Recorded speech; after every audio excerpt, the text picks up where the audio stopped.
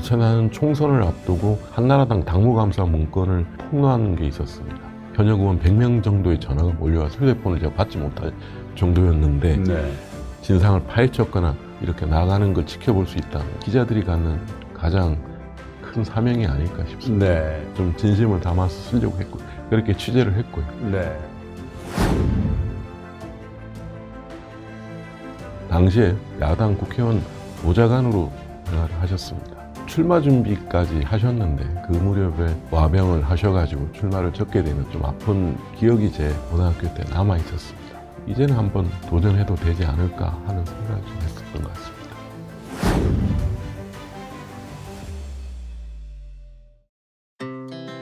Our hearts beat to the city streets. We began to feel the fire. We wanna chase the night, wanna dance to the light. Pull the stars from the sky, just two hearts running wild.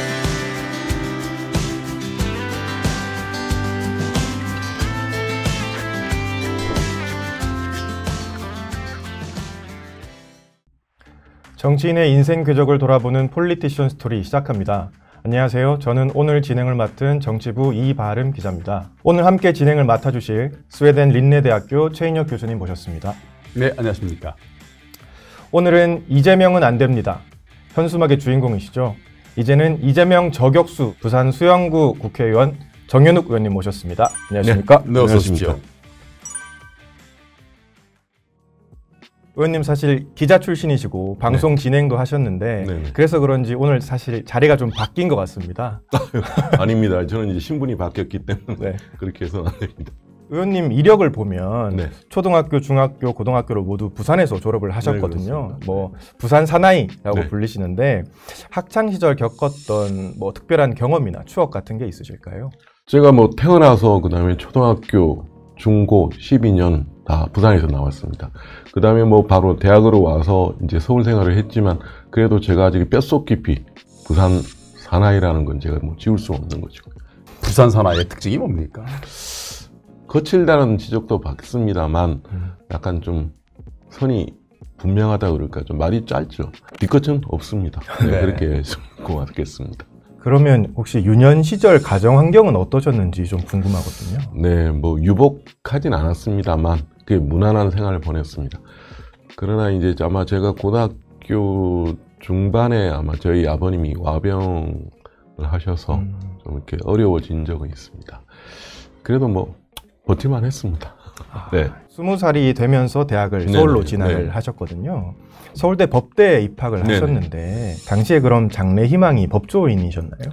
네, 저희 아버님도 법대 출신이기도 해서 저도 이제 자연스럽게 저 개인적으로도 이제 법조인의 길을 한번 갈까 하는 생각도 있었습니다. 어렸을 때는 되게 좀 뭐 골목대장 출신이었습니까?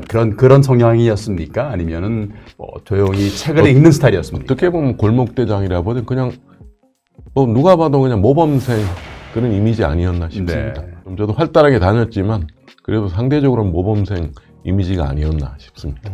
네. 어렸을 때 어떤 분이 가장 영향력을 미쳤다고 생각하십니까? 아무래도 아버님입니다. 아버님은 이제 법대 출신이긴 했지만 영어 교사를 하셨고 네. 하시다가 당시에 야당 국회의원 보좌관으로 생활을 하셨습니다. 출마 준비까지 하셨는데 그 무렵에 그 와병을 하셔가지고 출마를 적게 되는 좀 아픈 기억이 제 고등학교 때 남아 있었습니다. 그래서 제가 뭐 대학을 가고 이후에 모든 제 삶을 정하는 문제에 있어서는 그런 기억은 계속 오래 남았습니다. 그럼 아버님의 꿈을 실현하신 분이네요. 부인할 수는 없습니다. 네. 네. 그러면 이제 서울대 법대를 들어가셨는데 졸업 후에 동아일보에 입사를 네. 하셨거든요. 그때부터 30년 넘게 지금 언론 네, 길을 네, 네. 걸으셨는데 뭐 계획을 하셨던 걸까요? 85학번이기 때문에 갖는 약간의 80년대 대학생들이 갖는 아마 시대적 고민들이 있었습니다. 아마 그 부분이 저에게 있어서는 제가 평생 갖고 가야 되는 제 대학 시절이었다고 생각이 들고요. 정통 기자의 삶을 사셨더라고요. 네네. 기자 이력을 보면 이제 사회부 기자로 시작을 하셨고 네. 정치부 기자로 가셔서 청와대 출입하셨고 네. 또 법조팀장을 거쳐서 정치부장, 논설위원까지 네. 하셨거든요. 또 방송 진행도 하셨고 네네. 이게 소위 잘 나가는 기자라고 다들 알고 있는데 당시의 삶을 좀 기억을 하고 계십니까? 아이고, 기자들은 잘 나간다는 표현을 쓰면 안 됩니다. 그리고 그건 같이 고생하는 다 원팀으로 가야 되기 때문에 누가 잘 나간다 못 나간다 그런 얘기 할 건 아닙니다. 특히 정치부장을 방송, 신문을 다 해봤기 때문에 느끼는 현장에서 지금도 이제 그 후배들과 간혹 보기는 하지만 언론인이나 기자 현장 취재라는 건 팀워크로 같이 가야 됩니다. 그게 같이 가야 되는 일이기 때문에 누구를 뭐 잘 나왔다 못 나왔다 그렇게 평가할 수는 안 될 것 같습니다. 기자로서의 뭐 사명도 필요할 것 같고요. 또 네. 기자로서의 자질도 필요할 것 같은데 네. 특히 이제 자질 면에서는 글을 쓰는 걸 좋아하셨나요? 네, 글을 쓰는 건 좋았어요. 네. 그리고 잘 쓰셨다고 생각하십니까? 그건 뭐 제가 평가할 건 아니지 않습니까? 본인 스스로도 그래도 재밌다 글 쓰는 게 이 정도면 괜찮다라는 그런 나름대로 자체 평가가 있지 않을까요? 저는 그렇게 평가했죠. 남들이 네. 어떻게 평가하는 건 모르겠습니다. 네. 저는 최대한도로 제 좀 진심을 담아서 쓰려고 했고 그렇게 취재를 했고요. 네. 책은 많이 읽었습니다. 여러 고등학교 시절에도 웬만한 세계문화 과정은 제가 따로 다 읽고 싶었고 읽었고요. 군에서도 저도 차투병을 했습니다. 그래서 글 쓰는 건 저도 자신 있었습니다. 사명감이라는 부분은 제가 거창하게 얘기할 건 없지만 기자라는 게 그런 겁니다. 한번 아시겠지만 뭔가 하나 이슈를 접근할 때 반응이 즉각적으로 나오는 거 아닙니까? 저희는 이제 어떤 기사를 쓸 때 이게 좋든 싫든 반응이 나옵니다. 그걸 갖다 어떤 사태를 해결해 줬거나 뭐 진상을 파헤쳤거나 즉각적인 반응이 올 때 나는 그 약간의 희열이란 게 있습니다. 네. 기자들의 그 엔돌핀은 거기서 나오지 않나 싶습니다. 네. 그런 부분이 조금씩 사회가 조금씩은 나아가는 한 발짝씩 이렇게 나아가는 걸 지켜볼 수 있다는 거.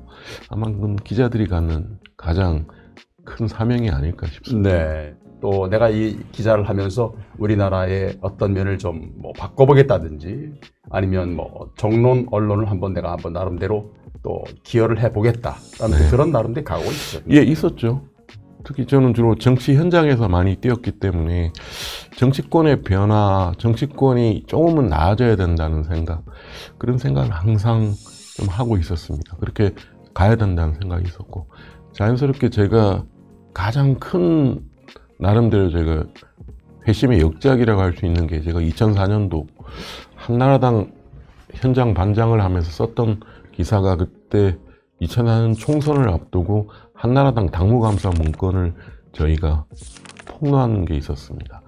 그게 이제 그 한나라당 현역 의원들의 당무감사 결과를 A, B, C, D, E 등급을 나눠서 그게 이제 그 결과가 공천 자료로 즉각 활용되는 거기 때문에 그 데이터 자체가 아주 민감했던 숫자입니다.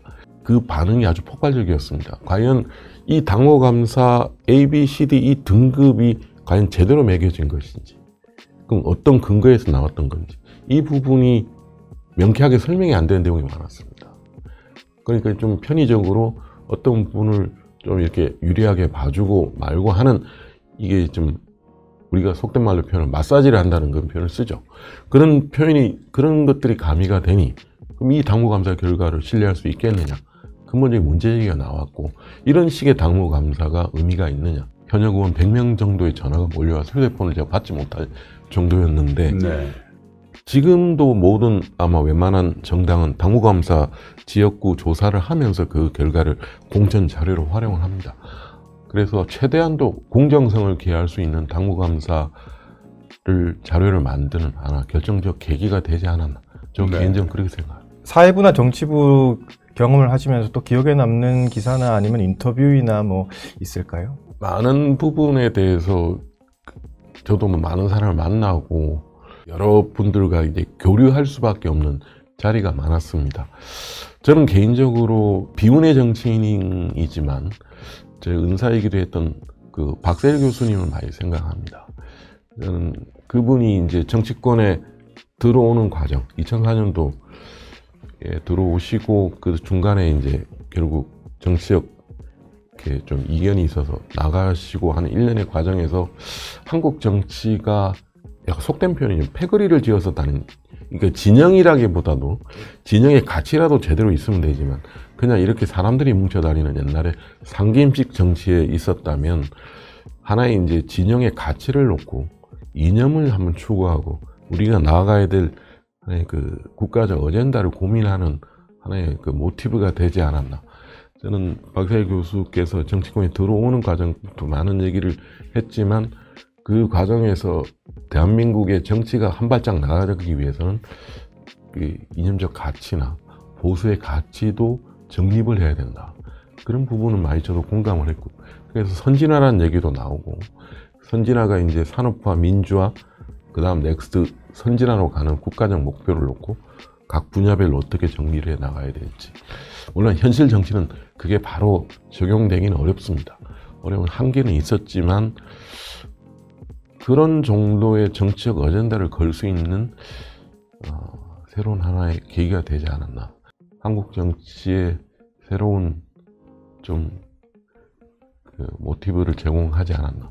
저 개인적으로 그렇게 자부하고 있습니다. 네, 기자이지만 그럼에도 불구하고 정치적인 어떤 보수도 마찬가지고 네. 정치적인 어떻게 보면 입문의 기회가 조금 됐다 하는 이거는 뭐 부인할 수 없겠습니다. 제가 인문이라고 할 수는 없죠. 저는 이제 네. 기자로서 그렇게 할 수 있는 길이 좀 필요하다는 생각. 기자도 어느 정도는 이제 사회적 여러 가지 이슈에 인발부할 수밖에 없는 거 아닙니까? 네. 그렇게 좀 긍정적인 방향으로 나가야 되지 않나 그런 생각도 한 거죠. 네. 이 30년 동안 기자 생활로 사명감을 가지시다가 작년 네. 국민의힘 부산시당에 네. 입당하면서 이제 정계에 발을 네. 들이셨잖아요. 당시에 정치인 정연욱이 되고자 하는 마음가짐이 어땠습니까? 기자나 언론인이라는 건 제3자적, 좀 객관적, 중립적이어야 한다는 항상 기본적인 이제 전제가 바탕에 네. 깔리는 거 아닙니까? 그러다 보면 항상 균형이라는 걸 찾게 되고 어쩔 수 없습니다. 그건 불가피하게 그걸 요구받게 되고 그렇게 가야 되는 것이 숙명이고 언론이. 과연 그렇다면 과연 그 길만이 있을까라는 생각을 끊임없이 저는 좀 했습니다. 고민도 했고 또 이제 뭐 수많은 저희 언론 동지들이 있는 것이고 저는 좀 이 부분이 또 좀 한 발짝에도 이렇게 진행이 되는 과정은 결국은 정치의 영역이 아닌가 하는 생각입니다. 정치는 국민적 그 비난과 비판에 항상 대상이 되고 있지만 정치를 통해서 사회가 원래 어차피 한 발짝 나갈 수밖에 없는 거 아닙니까? 그렇기 때문에 이제는 한번 도전해도 되지 않을까 하는 생각을 좀 했었던 것 같습니다. 인생을 표현해주는 네. 혹은 나는 이것이 신조로 한다. 혹은 믿음이나 원칙이나 철학이나 이런 것들이 있는지요?